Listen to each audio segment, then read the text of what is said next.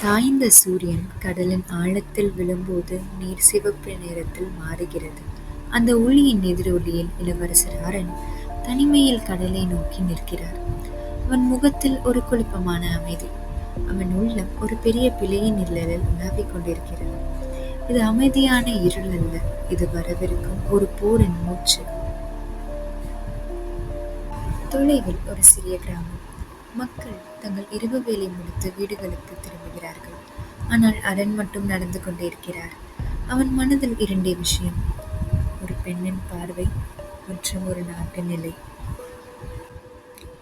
அவன் நினைவில் ஒரு முகம், மெய்விழி, சாதாரணமானவள். ஆனால் அவள் வார்த்தைகள் அரணின் உள்ளத்தில் ஒவ்வொரு அலை போல படர்ந்தன. அவள் சொன்னது இன்னும் ஒலிக்கிறது: நம்மை சுற்றி நடக்கிறதெல்லாம் யாரோ ஒருவர் தீர்மானிப்பதில்லை, இங்கே நீங்கள் தான் முடிவெடுக்கிறீர்கள்.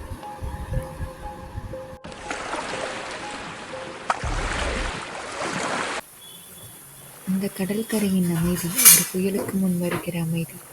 மெதுவாக ஒரு ஓசை அவனை நெருங்கிறது. இளவரசரே, நம்முள் உள்ளே ஏதோ நழுவுகிறது, சத்தமில்லாமல். அரண் புரிந்து கொள்கிறார். இந்த இரவு சாதாரண இரவு அல்ல, இது மௌனத்தின் முனைவு.